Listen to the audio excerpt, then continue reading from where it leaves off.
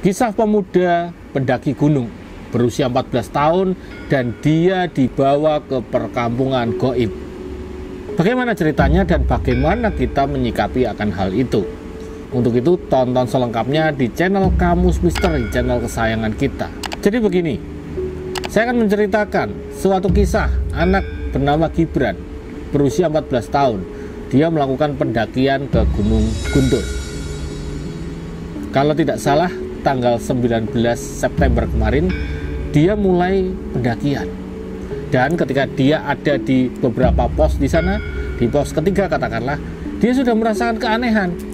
Sebelah kiri kanan ketika dia naik itu banyak yang melihatnya dari jarak yang jauh, seolah-olah dia diawasi. Itu kejadian awalnya semacam itu. Kemudian selang berselang dia sampai di sana dan dia memutuskan untuk tidur. Dan benar ketika dia terbangun, waktu ada di tenda dia tertidur, yakin dia ada di tenda, namun dia bangunnya ada di tempat yang lain. Ada suatu tebing, ada suatu sungai, bahkan di depannya ada perkampungan. Bahkan ada sosok wanita yang datang memberikan makanan, namun tidak dimakan oleh dia. Ada beberapa orang yang menawari keris, ya kan? Kemudian ada beberapa orang yang menawari ini dan itu untuk melakukan ini dan itu. Selama 6 hari dia hilang di pegunungan itu.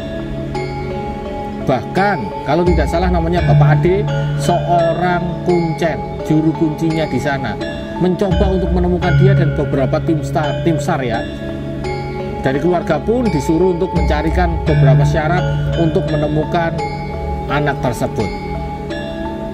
Syaratnya disuruh untuk mencari paku bumi. Sebagai pakar spiritual, paku bumi itu ada beberapa bentuk. Yang pertama adalah sebuah raja, yang kedua adalah memang paku bumi sebuah benda bertuah, tosan aji, dan yang ketiga adalah suatu batu mustika. Saya tidak tahu yang dipilih oleh kuncen Bapak Ade itu yang mana, tapi dia minta kepada keluarganya. Keluarganya tidak menyanggupi, entah itu karena kesusahan mencarinya atau bagaimana, dan akhirnya sang kuncen mencoba memprosesnya sendiri. Akhirnya dia bisa menemukan si Gibran dan dibantu oleh beberapa tim SAR, ditemukan di situ setelah diproses. Jadi kisahnya semacam itu. Nah, hikmahnya yang bisa kita petik adalah yang pertama, memang ketika kita naik ke gunung yang dirasakan itu gunungnya angker atau keramat ya, pasti ada unggah-ungguhnya kalau orang Jawa. Ya, unggah-ungguh adalah kita sopan santun dimanapun itu. Nah, kemudian ketika kita berjalan kemanapun, pasti kita akan diawasi oleh beberapa makhluk gaib di sekitar kita. Entah di belakang saya ini memang ada satu makhluk gaib juga dan sering memperhatikan saya. Itu pun tidak masalah, ya. Kemudian yang terjadi ketika si Gibran tidur, ya, kemudian dia terbangun di tempat yang lain. Nah, itu bukan dia yang tiba-tiba ke sana, karena memang sukmanya sudah diajak ke perkampungan gaib. Wujud aslinya atau wujud secara nyatanya dia itu seperti orang tidur berjalan, tersesat, ya, sudah berjalan ke sana kemari untuk menemukan jalan, tidak ketemu. Nah, inilah ceritanya, ya. Jadi kalau Anda ada di posisi si Gibran, Anda bisa mencari keputusan yang banyak di situ. Anda diberi keris, Anda terima, ya bisa jadi Anda diberikan suatu ageman di situ. Karena di dalam perkampungan gaib itu terkadang ada yang namanya suatu fata morgana yang membuat kita menjadi susah untuk memilih suatu keputusan yang sulit begitu. Makanya kalian harus hati-hati, dibekali dengan kemampuan spiritual.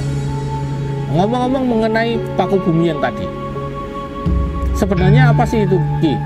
Paku bumi adalah suatu ageman yang bisa digunakan untuk menyibak sesuatu begitu, agar ditunjukkan mana yang nyata dan mana yang gaib di sana. Saya pun ada suatu benda yang bernama paku bumi tadi, memang digunakan untuk menyibak suatu misteri. Ini perkampungan gaib semacam itu memang ada. Anda pun tidak boleh meragukannya, pasti ada. Ada perkampungan, ada negara, ada suatu kerajaan, ya.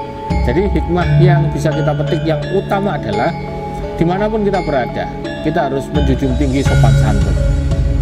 Dimanapun kita berada, kita juga harus memiliki kemampuan untuk membela diri, membentengi diri. Dan dimanapun kita berada, kita bisa mendapatkan suatu berkah dari suatu kejadian.